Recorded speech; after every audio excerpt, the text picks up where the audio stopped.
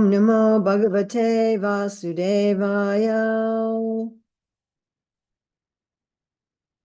Om Namo Bhagavate Vasudevaya. Om Namo Bhagavate Vasudevaya. So reading from Śrīmad-Bhāgavatam, Canto 3, Chapter 1, questions by Vidura. We're going to read texts 1 and 2. Shri Sukha Uvacha. Eva metad pura pristo. Maitreyo Bhagavan Kilao. Kshatravanam pravishtena. Tvaktva sagriham vriddhimat. Sri Sukha Uvacha, Sri Sukadev Goswami said, Evam, thus, etat, this, pura, formerly, prishta, being asked, Maitreya, the great sage Maitreya, Bhagavan, his grace, Kila, certainly, Kshatra, by Vidura, Vanam, forest, Pravishtena, entering, Twaktva, renouncing, Swagriham, own house, Riddhimat, prosperous. Srila Prabhupada's translation. Sukadev Goswami said, O king, after Vidura, the great devotee, renounced his prosperous home and entered the forest, he asked these very questions of his grace Maitreya Rishi. Text 2. Yad Vayayam Mantra Kidvo Bhagavan Akileshvara Poravendra Graham Hitva Praviveshat Masat Kritam. What else is there to say about the residential house of the Pandavas? Sri Krishna, the Lord of everything, acted as your minister. He used to enter that house as if it were his own, and he did not care at all for Duryodhana's house. Srila Prabhupada's purport. According to the Gaudiya Achinta Beda Beda Tattva philosophy, anything which satisfies the senses of the Supreme Lord Sri Krishna is also Sri Krishna. For example, Sri Vrindavan Dham is not different from Sri Krishna, Tad Dhamma Vrindavanam, because at Vrindavan, the Lord enjoys the transcendental bliss of his internal potency. Similarly, the house of the Pandavas was also a source of transcendental bliss for the Lord. It is mentioned here that the Lord identified the house with his own self. Thus, the house of the Pandavas was as good as Vrindavana, and Vidura should not have given up that place of transcendental bliss. Therefore, the reason for his quitting the house was not exactly a family misunderstanding. Rather, Vidura took the opportunity to meet Rishi Maitreya and discuss transcendental knowledge. For a saintly person like Vidura, any disturbance due to worldly affairs is insignificant. Such disturbances, however, are sometimes favorable for higher realization, and therefore Vidura took advantage of a family misunderstanding in order to meet Maitreya Rishi. Yad Vayayam Mantra Kidvo Bhagavan Akileshvara Poravendra Graham Hitva Praviveshat Masat Kritam. What else is there to say about the residential house of the Pandavas? Sri Krishna, the Lord of everything, acted as your minister. He used to enter that house as if it were his own, and he did not care at all for Duryodhana's house. So, of course, we have the wonderful story with the house of Vidura and the house of Duryodhana. How when Krishna was visiting, when he went on a peace mission, that he was invited by Duryodhana for a very big opulent feast and entertainment and so forth. And he was invited by Vidura for a more simple meal. And he went to Vidura's house instead, which greatly insulted Duryodhana. Duryodhana was really fried about that. And while he was visiting Vidura, Vidura or Vidura's wife, was in so much ecstasy to see Krishna that they offered him banana peels instead of the bananas. They were peeling the bananas and they offered him the peels. We wrote a children's book about this story. And Krishna was eating the peels and being very happy with the devotion. Of course, then Vidura realized what was happening and profusely apologized. So here Srila Prabhupada's making a point about a devotee's home. In one sense, all homes are made of building materials, wood or bricks or stone or bamboo or straw or something, some kind of building materials coming from the earth. Bhumira Panalovayu. Krishna's Bina, his separated prakriti, his separated energy, and dull matter, Prabhupada would say.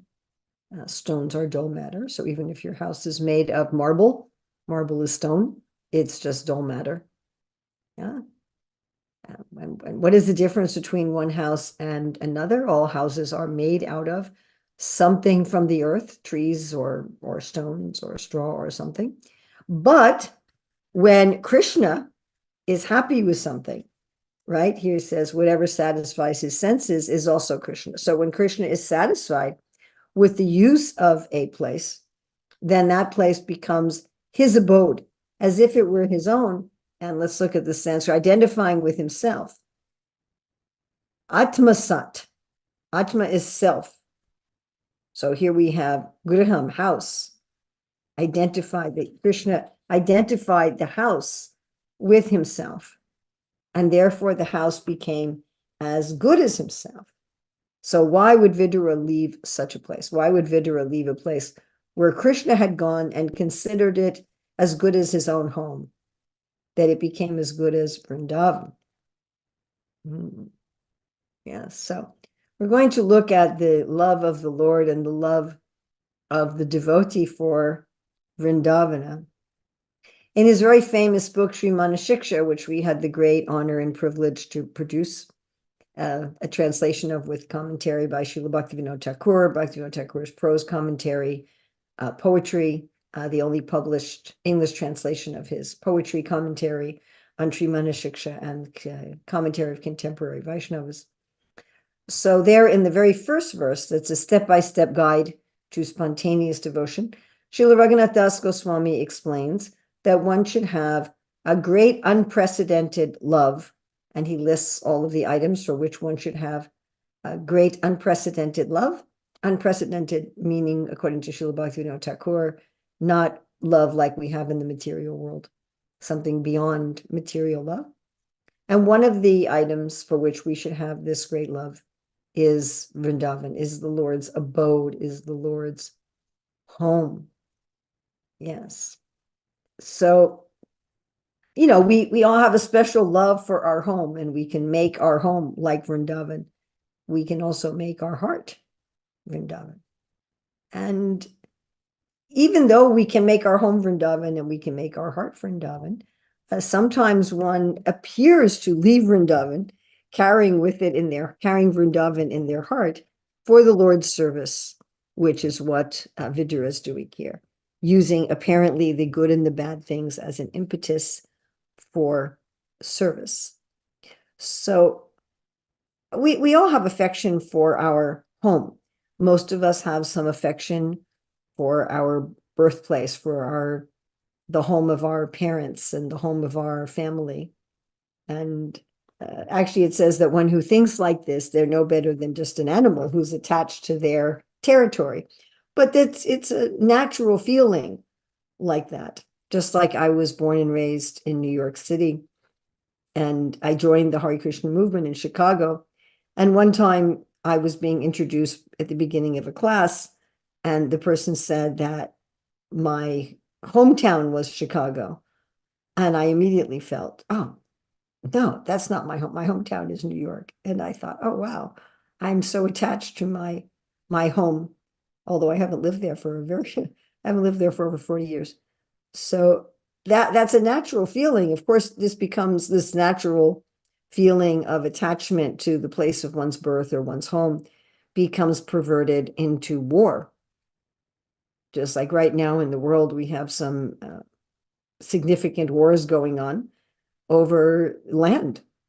But that's very common. Practically at any time in recent history, there's at least one or two or three or four wars going on where people are fighting over a piece of land. This is my home. No, this is my home. Whose home is it? Who's going to own the land? And sometimes they're fighting over the land because there's gold there, or there's oil, or something, or it's excellent crop land or something like that. And sometimes the land they're fighting over is a piece of desert.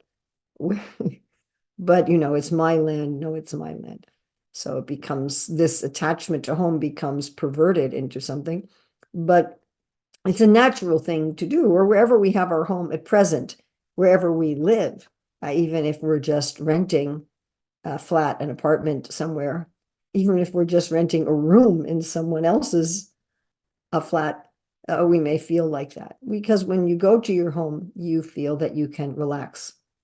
You feel that you can be yourself. When you have someplace that's your home, you can, hopefully, if you can pay for it, if you have enough money, you can decorate it the way you like it. You can paint. I have a little room here in the ashram at the temple in Hillsborough, North Carolina. So when the temple gave me this room, when I got stuck here during COVID, during the pandemic, which was very kind of them. So the walls had obviously been painted recently, but they were all kind of a bright blue color. And I remember my granddaughter saying, do you want to paint the walls? And I said, well, there's no need. They're obviously freshly painted. And she said, but Grandma, do you like the color? And I'm like, well, I really don't want this color for walls. She said, well, if you're going to be staying here for a while, you might as well paint the walls the color that you like. And I'm glad she convinced me of that. Because once you have, stuff in there, it's so much harder to paint. So, painted the walls color that I liked, and put up pictures on the walls that I liked, and arranged things the way that I wanted them, and so forth, right? That's what we do. And then you have some stuff, even if you don't have very much stuff. I mean, I have a very small room. I don't have space for a lot of stuff, and I don't like a lot of stuff, but whatever stuff I have is still, it's my stuff, and it can be where I want it. And the room therefore becomes an expression of myself. If somebody wants to know something about me and something about my personality and my likes and dislikes, if they come in the room and they look around and what kind of art is on the wall, and what chairs are there, and what kind of clothes are here, what kind of stuff is here, then you'll understand something about the person, something about their nature, something about their personality, because they've arranged it to be an extension of themselves. So this is certainly true with Krishna's own personal abode. I mean, in one sense, it's true with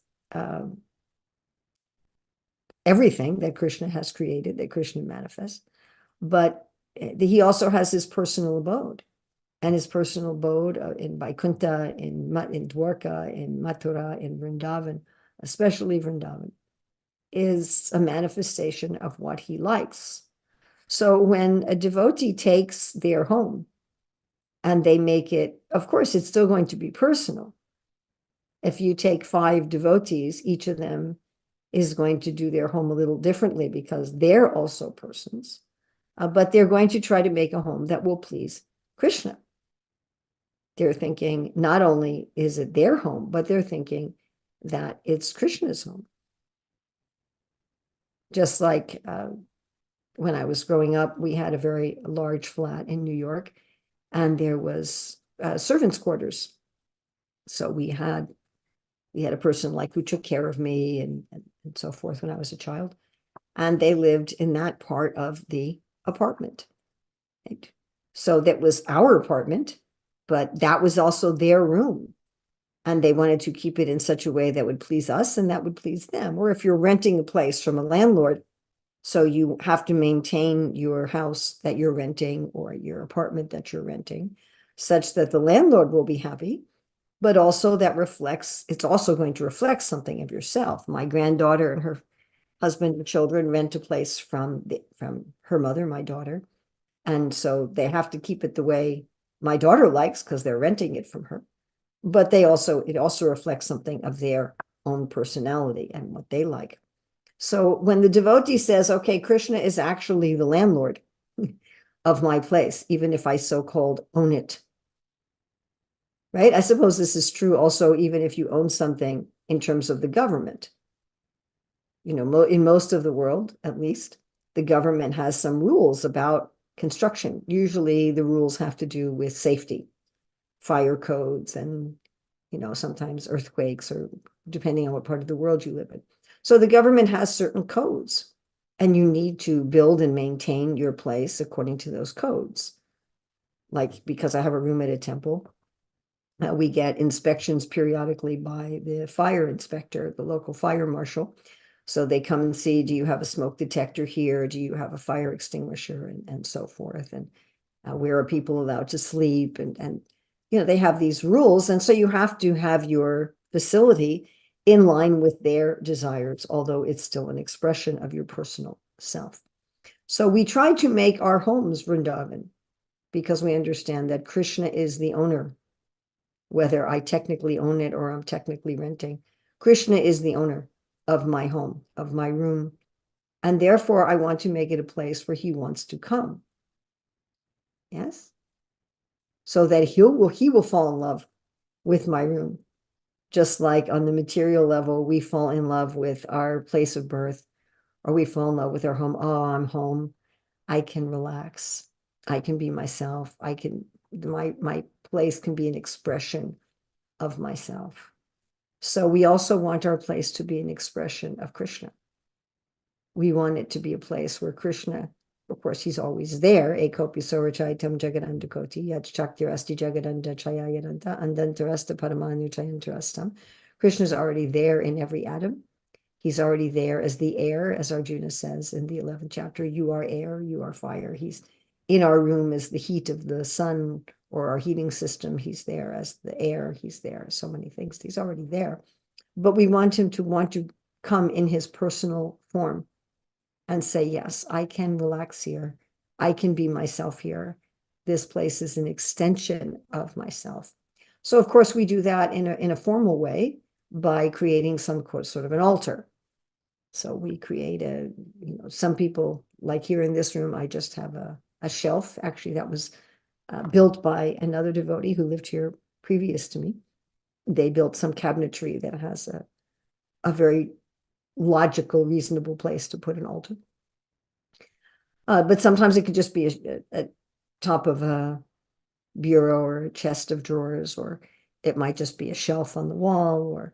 And sometimes you see devotees in their home, they have these gorgeous, expensive, carved, huge altar like a temple. I mean, I've been to devotees' homes where, here I'm just staying in one little room, but you have devotees who have, a multi-room or multi-story house, and they may have one whole room dedicated for the altar, for their temple room, where they have a big altar, or maybe they have in one of their main rooms of their house a large piece of furniture that's very beautiful, which is Krishna's own place.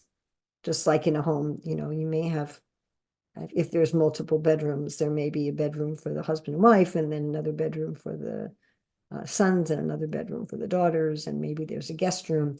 So the altar is like Krishna's room. That's where he stays. But of course, he stays there all the time. He's the master. And all of us are staying basically in the servants' quarters. And so we understand that the house belongs to Krishna. He has what we call the master bedroom. And then we all have the servants' quarters in his house. And Srila Bhaktivinoda Thakur talks about that. He says, I see that you are the master of my house, and everyone in the house is your servant, and I'm like the chief servant. In former times, before so much modern machinery. All over the world, people who had some money, they would have a whole bevy of servants, and they would have a chief servant who was in charge of the other servants. So Bhaktivinoda Thakur says, so I'm here as the chief servant, and I'm seeing my family members as all your servants, and I go out and to my job, and I earn a livelihood to pay for your home and to pay to maintain your servants and to keep your household nicely. So we have an area like that, and then we have unprecedented love. Then we can have, how interesting this is, then we can have unprecedented love for our home, because it's not our home. This is the very point being made here in today's verse, that it's not our home anymore. It's Krishna's home. And why would one ever leave it? One would stay always with Krishna in his home. If we could realize that here's Krishna in my home, and my home becomes an extension of himself, that everything is to satisfy his senses and his desire, then there's no need to go anyplace else, right? And one can have some attachment to that place. One can have not just attachment, one can have unprecedented love for Krishna's home. But not only do we have an altar, but we should make the whole facility something that will be pleasing to him. So I visited our farm in Hungary, New Vrejdam, and there Shiva Ram Maharaj has taken to heart Srila Prabhupada's instructions in the fifth purpose of ISKCON to create a place of transcendental pastimes for the Lord. So he's created, okay, over here is Govardhan, it's a little hill, and over here is Govardhan Hill, and there's a little stream there, a little creek, and this is the Yamuna River. And he's designated every building as some holy place, every building in every area as some place, holy place in Vrindavan, and there's a field. He says this is where the deities come to rasa dance. And he's told the devotees, he said that our deities, they're Radhashama Sundar there at New Vrajdam, he said they're walking around the property, they're seeing the property, and they're dancing over here, they're having this pastime over here, and this pastime over here. So it's like that. It's not that the Lord is just some piece of stone or a stone statue on our altar, but he's actually going through the home. He's the master of the home. And so everything in the home should be very clean. Srila Prabhupada said we should be revolutionary clean. So we keep our home or our temple. This is love. If you love a place, you care for it. I mean, we often see when we go to Vrindavan in India or other holy places in India that they're not kept very nicely, that the buildings are disintegrating and not being cared for, and that there's just rubbish and trash thrown everywhere. It's very sad. But if we really have love for our home as Vrindavana, then we will keep it very clean. We will make sure that the sounds in our home are pleasing for the Lord. We will make sure that the smells are pleasing. We'll make sure that the whole mood is pleasing. Oh, this is Krishna's house. How we deal with other beings that may live with us, if we have a spouse or children or parents or whatever friends who are staying with us, we deal with them in a way that Krishna will also be pleased. Now we can also make our heart Vrindavan, and I wanted to refer here to some other slokas. So there's one I'm going to go to in the first canto. This is Narada Muni, and this is the nice thing about giving a class online is you can just have this up on your screen. So Narada Muni is speaking to Srila Vyasadeva, and he says this very wonderful verse, right? So he says, Pragayata swa viryani tirtapada priyashrava ahuta iva me shrigram darshanam yati chetasi. The Supreme Lord Sri Krishna, whose glories and activities are pleasing to hear, at once appears on the seat of my heart, as if called for, as soon as I begin to chant his holy activities.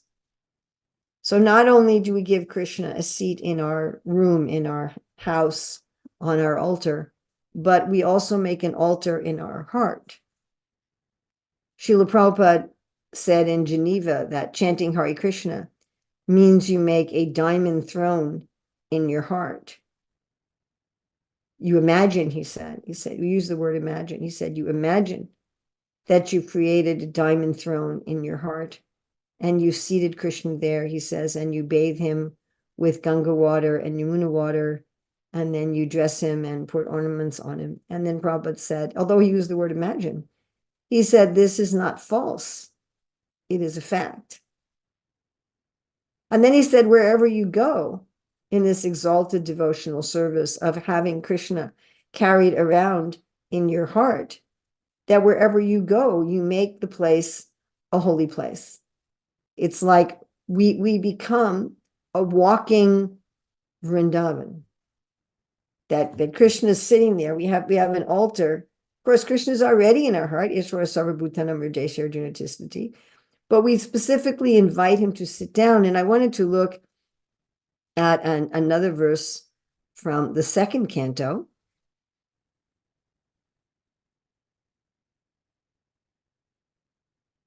which I think is a particularly beautiful verse. So this is second canto, chapter 8, text 5.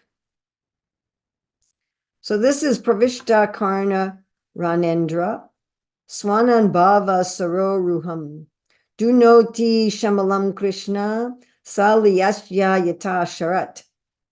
Śrīmad-Bhāgavatam, the sound incarnation of Lord Krishna, the Supreme Soul, enters into the heart of a self-realized devotee, sits on the lotus flower of his loving relationship, and thus cleanses the dust of material association, such as lust, anger, and hankering.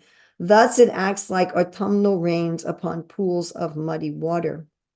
So this is a particularly interesting verse, because on the one hand, we're talking about cleanliness. We want to have a clean heart for the Lord to sit down on. However, when the Lord sits there, he also cleanses it himself. His very presence is cleaning it, just like if you have a small pool that's muddy and then there's torrential rains, the pool becomes clear water. And this is very sweet. This is, again, the Lord's activities. As Narada Muni was talking about chanting the Lord's activities, so this is the Lord's activities, Karna Randendra, through the holes of the ears. And then this relationship, Swanam Bhava, our own love for the Lord. Sara Ruham, there's a flower of our love for the Lord. And the Lord sits there. The Lord comes through the holes of the ears and he sits. This is a beautiful thing. Sits on the lotus flower of his loving relationship. And this is why the Lord entered into the Pandava's house or Vidura's house, but not into Duryodhana's house, because Duryodhana had no loving relationship. Now, what's particularly significant about this verse, 285, is that even if we still have material contaminations, inviting the Lord to sit on the heart with some affection, with some devotion, will cleanse those material contaminations. So we try to be clean to invite him in, but inviting him in also is cleansing. So we want our own heart to be the Lord's abode. That's the point.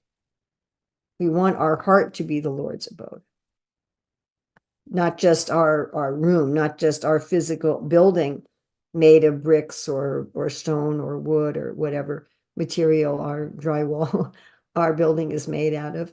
But this body is also made out of Bhumirapanalovayu Buddha Evacha. This body is also made out of the same kind of materials. After all, wood or tree was a living body. So our body made of bones and blood and skin and, stomach and intestines and lung and all that kind of stuff. this can become extraordinary. And this is the whole meaning of tilak, that this is the Lord's house. Just like in normal language, at least in America, we call a church or a temple or a mosque, or we call it a house of God. So tilak, we're saying you put a sign, like you put a sign outside of a temple or a church or a mosque or synagogue that says, so such and such church, this is the house of God. And so this is our sign that we've put outside of our temple, that the Lord live here as Narayana, as Madhavaya Namaha, Om Govindaya Namaha. And one should meditate when putting on tilak on these 12 places. One actually meditates. Oh, here is Narayana. Here is the resting place of all living beings. Here established on my abdomen, and here is Madhava, the personified springtime in my chest, and here is Govinda, the master of the cows, on my throat, and so forth. And here is Keshava, he who has beautiful hair, or the master of Brahma and Shiva can also be it. And at the top of our head, Vasudevaya Namaha, there's a wonderful mantra, I think from the Hari Bhakti Vilas, about how that when we put Vasudevaya on the top of our head, that's the Lord surrounded by Shri and Bhu, his two consorts, and his Sudarshan discus and his weapons and all effulgence, taking residence there on our head. So we have the Lord in all of his forms on our arms and on our body. And this belongs to Krishna. This is where Krishna wants to live. So both, as we were saying, both ways, that we want to have our heart as clean as our home. And how interesting, we become attached to our body. Again, this is like an animal becomes attached to its body. I think the body is the self. But when Krishna is there, then one cares for one's body like that. One is thinking, oh, this body belongs to Krishna, and therefore I should take care of it. I should bathe this body because it's Krishna's. I should dress the body in nice, neat clothing because it's Krishna's. I should make sure to put healthy food into the body because it's Krishna's body. I should make sure that the body gets proper exercise and upkeep because it's Krishna's body.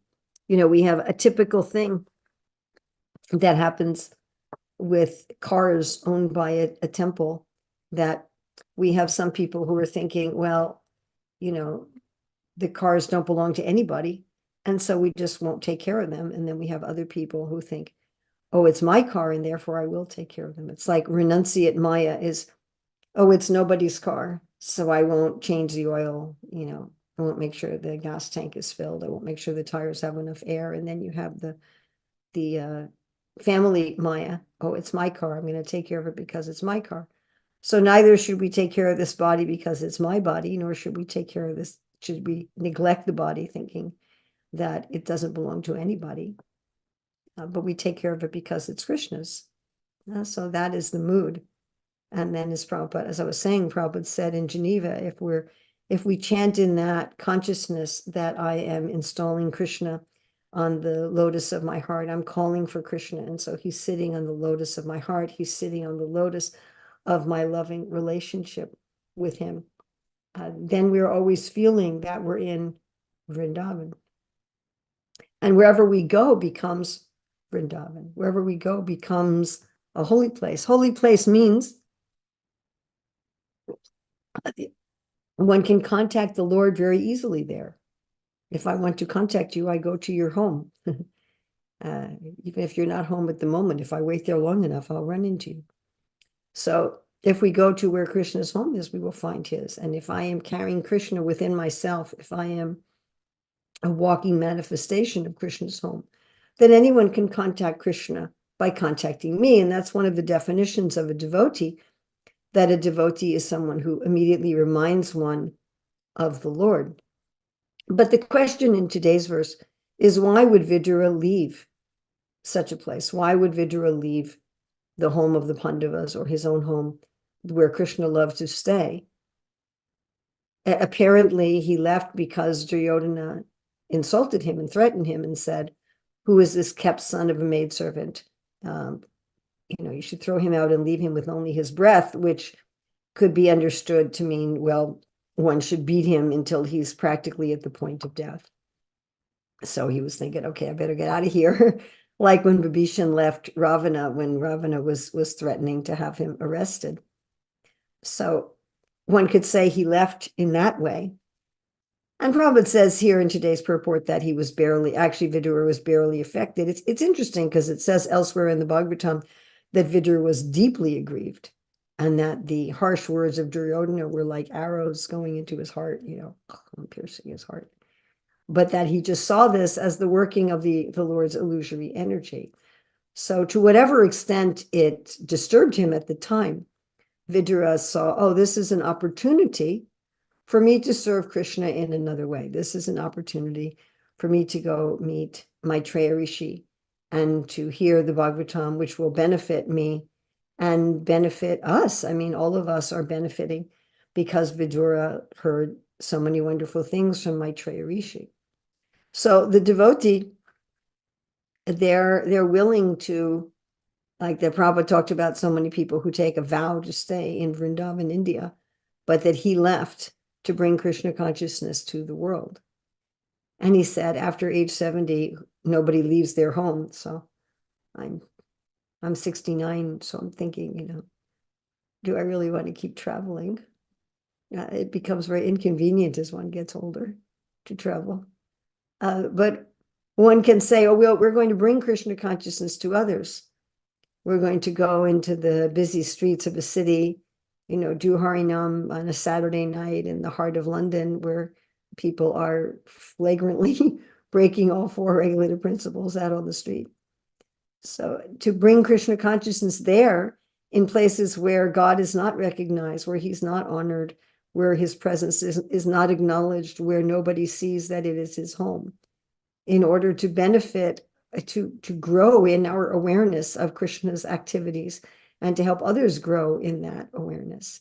And when we do that, of course, Krishna says there's no one in the world more dear to him than somebody who apparently leaves Krishna's place to take Krishna to others.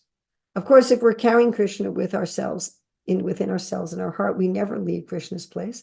And if wherever we are, we see that Krishna is the light of the sun, and Krishna is the heat of fire, and Krishna is the purifying wind, and Krishna is the life of all that lives, and Krishna is the living force in all living beings, and he's joining with our air of life, incoming and outgoing. That Krishna is all the ability we see in everyone. If we remember that, then we never actually feel that we're out of Krishna's home. Even if we're in a place where other people are not conscious of him, we don't feel like that. And whether our impetus to go is so-called materially good or so-called materially bad, whether our impetus to go and preach is that we're just so enlivened that we just, okay, I want to go and preach, or if our impetus to go and preach is that somebody throws us out of our house, we lose our job, like Vidura, we lose our job or something, or our spouse throws us out or something like that. Some horrible thing happens. There's a war. When I was, so last year in August, I was in London staying at the home of some devotees from the Ukraine. And they were saying that how many devotees were from the Ukraine, but they were all mostly staying in the Ukraine. And then because of the war, they were traveling to all these other countries. That Krishna was like saying to them, go get out and preach. So the devotees can use some, good thing in the world, some bad thing in the world, some good or bad thing by external estimation to try to make the whole world into Vaikuntha, to try to have everyone in the world appreciate that Krishna is in their heart, that Krishna is in their home, that Krishna is everywhere, that Krishna is accessible everywhere. So that's what we want to do. And then we can have unprecedented love.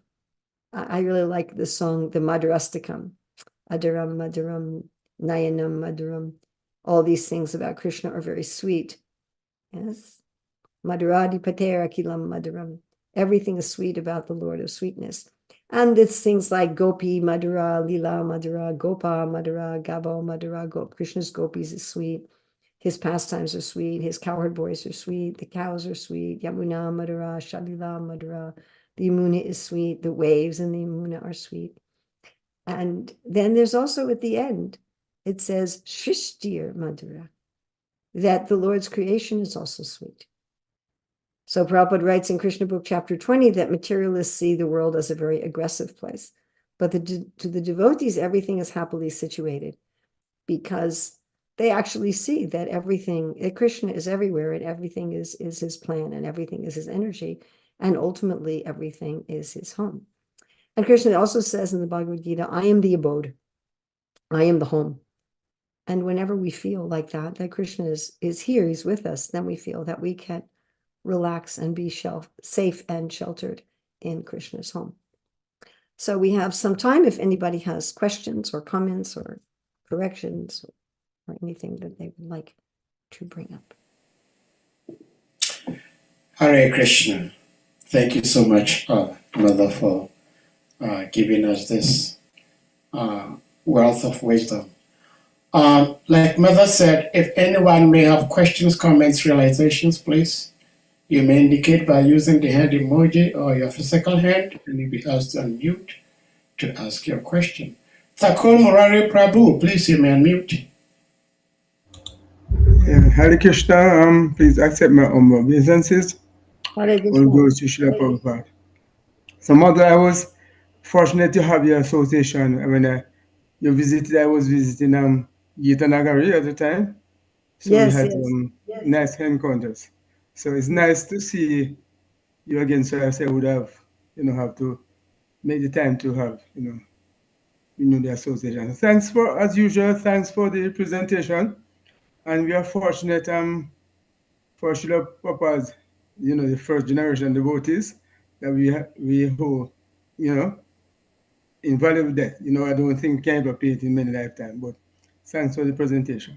So briefly, when I first met the devotees in the early 90s, I was fortunate to we got a copy of Back to God magazine, and fortunate also was there was this this series of talks between Maitri and Vidura. So I was saying, wow, I just got into the some of the philosophers. I was saying, hey, this is sort of the discourse was wonderful. So now each time I remember each time the chapter comes up, I remember I looked at it, there's something interesting as somebody who just got used to the movement. So and all the the stories are on video, but like I was saying, it took not so much of a good situation. It took the time to go on pilgrimage and a lot of stuff, but also in the Krishna's Leela, there's some wonderful pastimes. So thanks for the presentation, and I'm also sort of pleased with it, that discourse between video and nature. So thanks again for the presentation. So we're grateful that Vidura decided to leave home and have this conversation. Yes. That you could relish What was it. that, Mother? So many thousands of years later, you could be enjoying it. Yes, it's wonderful. Yes. Hare Krishna. So we're very grateful to Duryodhana for threatening him. Yeah. Well, thank you so much, Thakur Murari Prabhu. Mother, I have this question, which I think it's surfaced on this platform a couple times, and so far, I believe we at least I'll speak for myself. I haven't had a very satisfactory answer to the question yet.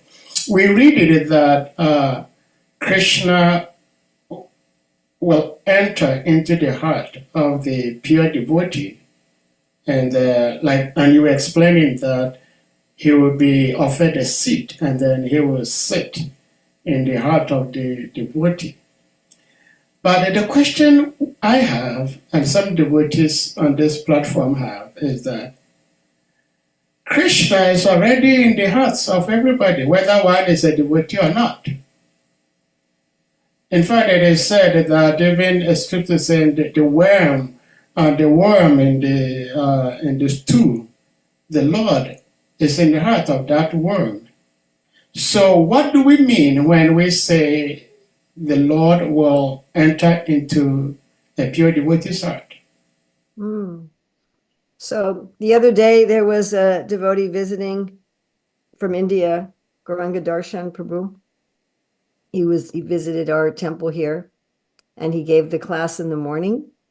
And then he and one other devotee, Aditya Narayan, right after the morning program, I'd come in my room to get a plate that I was going to take to the temple to get prasadam. But before I could leave my room, there's a knock on my door, and Gauranga Darshan and Aditya Narayan come into my home.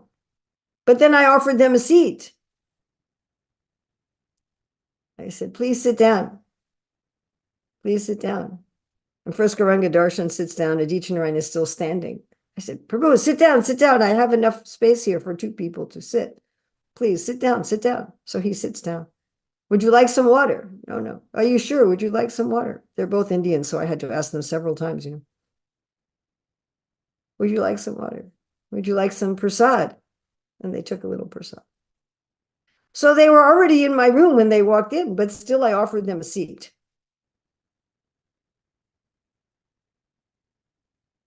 The Lord is already in our heart, certainly.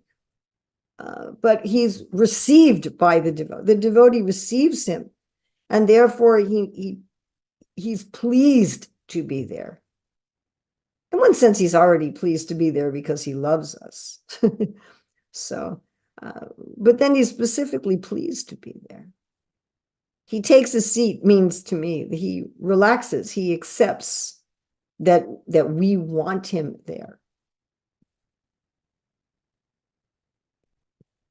We're happy that he's there. Materialists are not so happy that the Lord is in the heart, actually. It makes them very nervous. If you say the Lord's in your heart, he knows everything you're thinking and everything you do, kind of like what they say in America about Santa Claus. He's watching you all year, and he knows if you've been good or he knows if you've been bad, and he's going to give you a Christmas present or not accordingly. And that's kind of scary.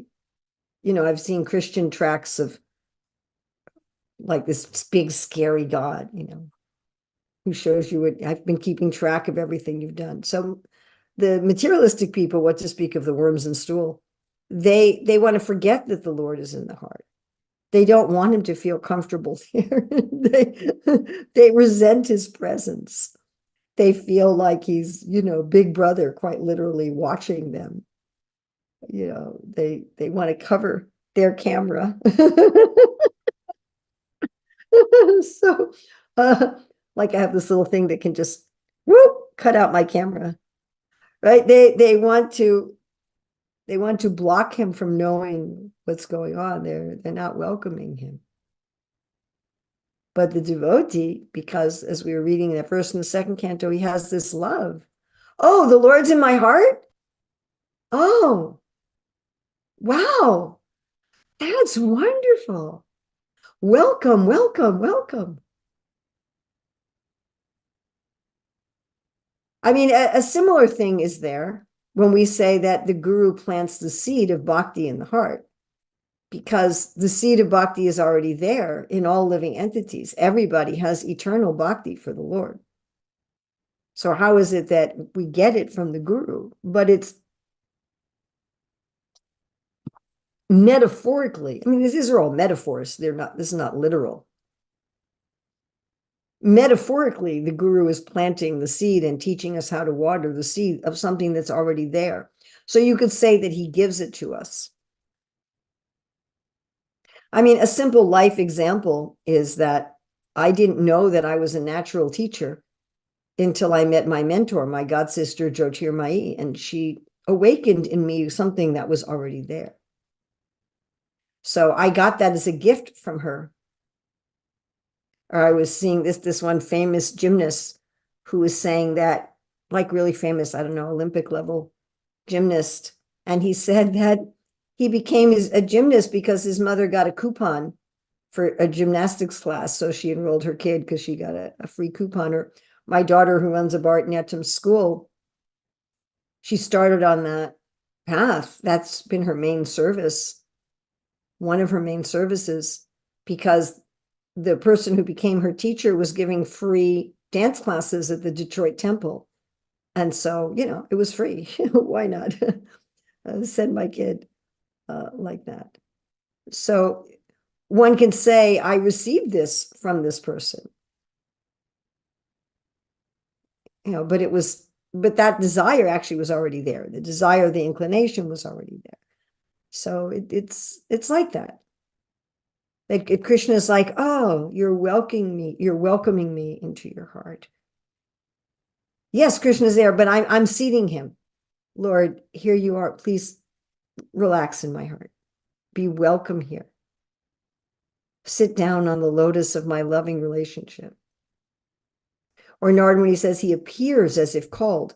So most of us don't feel or see the Lord in the heart. He's there. Oh, we hear that. Oh, he's there. But we don't have any experience of that. We don't know what that means. So Narada says, the Lord appears in my heart as if called whenever I chant his glories. He makes himself known. Oh, here I am. So it's that Krishna is revealing that he's in the heart and that the devotee is welcoming him to the heart. And it's put in language that he enters or he takes his seat there. I mean, you know, it's poetic language to express something that's real, but we're trying to use language to express that, like the guru plants the seed or something. They awaken something, they make it visible, they make it tangible. Yeah, like that. Is that all right? Yes, yes. Since it's been used metaphorically instead of like being literal, strikes a chord of understanding in me. But I know you don't have enough time with us today because you have other important something to attend to. But I had a question which is outside the text today, but we'll go to Mother Shri Upanishad. If we still have maybe a few more minutes, then I may ask. Mother Shri Upanishad, please, you may unmute. Hi, Hare Krishna. Hare Krishna. Hi, Go. Hi, Bo. How you doing, Mataji? Happy I to just see you. wanted to say, I am happy to see you as well. I thought that I'm in another city, and I wanted to bring the book that when I noticed that you were going to be on today, I wanted to bring the book, your Japa book that you had wrote, to tell you that it is very, very wonderful, very helpful, and thank you very much for writing it. And it is so wonderful to see you. Hari Hari Bo. You were one of Mother Krishna Nandini's favorite persons, okay? Oh, I just wanted to share that with my you. favorite people. Yes. Yeah. So you have a wonderful day again. Hari Hari Bo, Hare Krishna. Haribo. So Sahadev Prabhu, if you have another question, we have just a few minutes, but I could take that. Yes. Okay. Thank you so much, Mother Urmila. That is, since you are a board of the Shastric personnel we have in ISKCON, there is this, I don't know exactly how to phrase it, but we all know that Lord Krishna is the son of Devaki and Vasudeva. Right. But there is also this another statement from some reputable devotees we have in our movement that there is other aspect to that Yashoda also gave birth to twins, and that one of the twins was Krishna. And when Vasudeva Krishna entered into Nanda Yashoda's house, Vasudeva Krishna merged into Yashoda Krishna and they became one. How scripturally true is this? I've been trying to... This comes from a commentary of Srila Vishwanath Chakravarti Thakur. Srila Vishwanath Chakravarti Thakur often in his commentary gives dialogue between the persons in Leela that is not mentioned in the Shastra itself. He will often give details of the Leela that are not in the Shastra itself. There's Vishnu Chakravarti Thakur's Bhajan Kutir, right by Shamakund at Manasapavanagat. Right outside his Bhajan Kutir, there's a peepal tree. And the local stories are that the peepal tree was there during the time of Lord Krishna and would actually tell Vishnu Chakravarti Thakur these stories. So that's where it comes from. Srila Prabhupada does mention it one time in a purport. I don't remember exactly the purport. Yes, I've come across that one time. He mentioned that he did not like say something to support it or whatever. Exactly. He just simply mentions it. I don't know of any other of our acharyas who bring it up at all. So we accept Srila Vishnu Chakravarti Thakur as an authority. So that certainly is bona fide. It's not like just some story that somebody tells. However, my personal preference is that Srila Prabhupada, other than that one reference in that one purport, Srila Prabhupada consistently refers to Krishna as the son of Vasudeva and Devaki, and Yasoda and Nanda as his foster parents. Yes. And it's interesting, he uses the word foster parents. I'm assuming that Prabhupada asked some of his American disciples, what do you call someone who takes care of a child for a while, but is not their biological parent and doesn't adopt them? They're neither, a biological parent nor an adoptive parent, but they take care. And that's, at least in the United States, we call them foster parents. And Srila Prabhupada consistently refers to Nanda and Yasoda as Krishna's foster parents and Devaki and Vasudeva as his actual parents. So because that's what Srila Prabhupada does, that is my personal preference. Although, again, Srila Vishnu Chakravarti Thakur does tell this other pastime, and Prabhupada does allude to it, so we can also accept it as valid. One thing we can keep in mind is that our acharyas, just like Srila Rupa Goswami has his play Lalita Madhava, where he describes Krishna's primary queens in Dwarka as being the same gopis that were present in Vrindavan. He describes Satyabhama as being Radharani, and Rukmini as being Chandravali, and Jambavati as being Lalita, and so forth. And that they're not just expansions of those gopis, they're those gopis who go to Dwarka and marry Krishna. So one of I believe it's Sanatana Goswami, but I may be in error here, I don't remember for sure, who makes the comment that, well, this happens sometimes. So that's often the explanation for things like that is this happens sometimes. So Krishna's pastimes are repeating, but there's variance in the pastimes. They're repeating, but they're not always exactly the same. And we sometimes have different acharyas that will disagree on what seems like just objective fact. Is there a flood at the end of every Manu, or is there not a flood at the end of every Manu? And some acharyas will say yes, and some acharyas will say no. And you're thinking, well, that's kind of objective. Either there is or there isn't. How can you have different opinions about it? But we do have these different points of view on things. And we have also, there'll be a similar story about similar personalities told in different parts of the Shastra, different Puranas that's told differently. And again, our explanation for that is generally that this is some variant on a pastime that occurs at another yuga. I mean, another thing to keep in mind is that if there's some event that's going on, let's say there's some big event that's going on that everyone who's listening to this class attends, and then afterwards they tell the story of what happened, they're all going to tell it somewhat differently. They're all going to have a somewhat different perspective. So this is also that of personalism. And we're dealing with a mystical, amazing realm where anything can happen. And so different, maybe Mother Yasoda reveals that there's also this mystical element to Vishwanath Chakravarti Thakur that's not revealed to others. But again, my personal preference is that I give, and this is my personal preference, I'm not sure, say everyone should do this. I only present the way Prabhupada primarily presented it. I accept that the other version is true or is true in some situations, but I don't emphasize it because Srila Prabhupada didn't emphasize it. Yeah. That's, again, a personal decision on my part. And it's not that other people have to do that or other people could really take Srila Vishnu Chakravarti Thakur's. So I really do have to go. I have an Yes. appointment that I have Thank to you. be for, and I have some service. Thank you so much, Mother. What you opined on is exactly my way of thinking also. Some of us may see you in 2 weeks' time. Some of us may be coming to North Carolina in 2 weeks' time. Oh, very nice.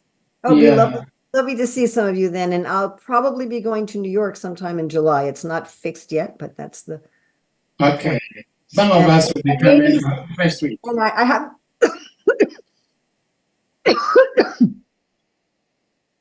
I haven't been to Africa in a while, but I've only been to South Africa. Oh, okay. Nice to go again and maybe a few more countries as well. Okay. Thank you. Thank you.